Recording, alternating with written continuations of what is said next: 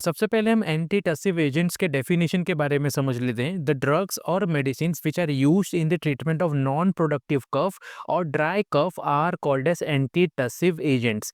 ऐसे ड्रग्स, ऐसे मेडिसिन जो हमारे बॉडी के अंदर नॉन प्रोडक्टिव कफ या फिर ड्राई कफ को ठीक करने का काम करते हैं, ऐसे ही ड्रग्स को एंटीटसिव एजेंट्स बोला जाता है।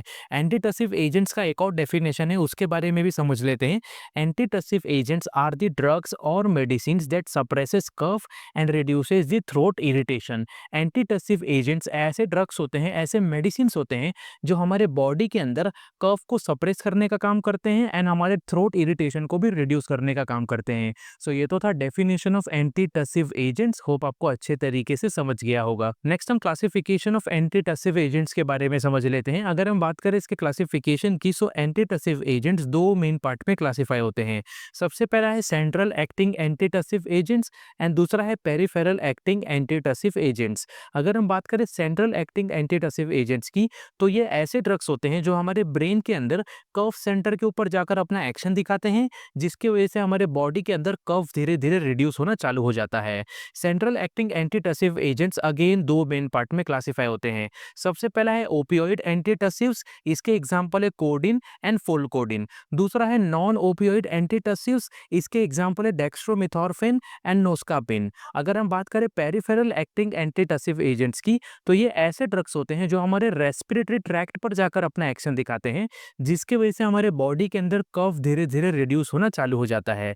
पेरिफेरल एंटीटसिव एजेंट्स अगेन दो मेन पार्ट में क्लासिफाई होते हैं। पहला है सूदिंग एजेंट्स, इसके एग्जाम्पल है हनी, ग्लिसरीन एंड लोजेंजेस। दूसरा है लोकल एनेस्थेटिक्स, इसके एग्जाम्पल है बेंजोनाटेट। सो ये तो था classification of antitussive agents. Hope आपको अच्छे तरीके से समझ गया होगा। नेक्स्ट हम pharmacological actions of antitussive agents के बारे में समझ लेते हैं, यानी कि एंटीटसिव एजेंट्स हमारे बॉडी के अंदर किस तरीके से अपना एक्शन दिखाता है, इसके बारे में समझ लेते हैं।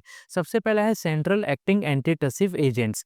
Drugs like codeine and dextromethorphan act on the cough centre in the medulla oblongata, reducing the cough reflex. Codeine also have mild sedative and analgesic effect. हमारे ब्रेन के अंदर मेडुला ऑब्लोंगेटा प्रेजेंट होता है और इसी मेडुला ऑब्लोंगेटा के अंदर कफ centres present होते हैं, जो कि हमारे बॉडी के अंदर कफ को प्रोड्यूस करने का काम करते हैं। सेंट्रल एक्टिंग एंटीटसिव एजेंट जैसे कि कोडिन एंड डेक्स्ट्रोमिथॉर्फिन इसी कफ सेंटर के ऊपर जाकर अपना एक्शन दिखाते हैं, जिसकी वजह से हमारे बॉडी के अंदर कफ धीरे धीरे रिड्यूस होना चालू हो जाता है। इसी के साथ साथ कोडिन के पास mild sedative as well as analgesic action भी होता है।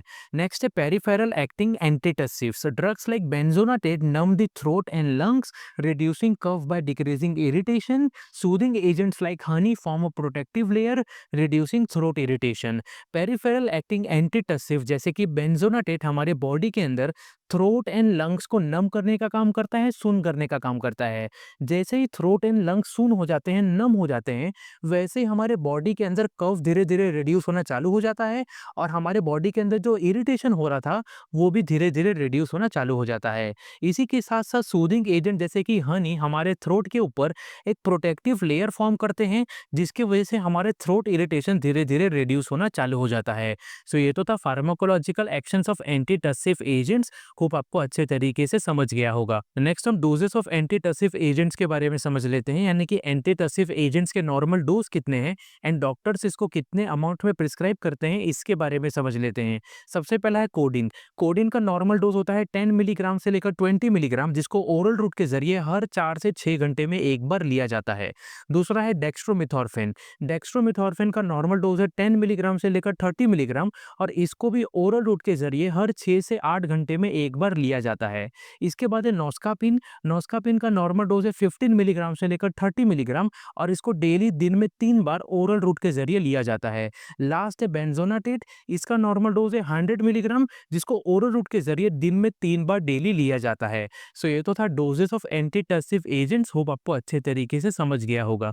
नेक्स्ट हम इंडिकेशंस ऑफ एंटीटसिव एजेंट्स के बारे में समझ लेते हैं, यानी कि एंटीटसिव एजेंट्स का यूजेस क्या क्या है एंड कौन कौन से डिजीज एंड कंडीशन को ठीक करने के लिए इनका इस्तेमाल किया जाता है, इसके बारे में समझ लेते हैं।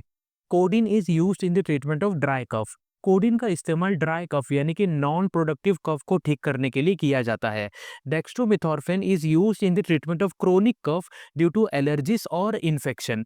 एलर्जीज और इन्फेक्शन की वजह से जब हमारे बॉडी के अंदर क्रोनिक कफ हो जाता है, तो इसी क्रोनिक कफ को ठीक करने के लिए डेक्स्ट्रोमेथॉर्फिन का इस्तेमाल किया जाता है।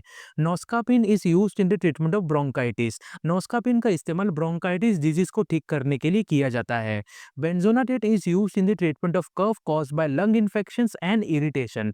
लंग इन्फेक्शन एंड इरिटेशन की वजह से जब हमारे बॉडी के अंदर कफ हो जाता है, तो इसी कफ को ठीक करने के लिए बेंजोनाटेट का इस्तेमाल किया जाता है।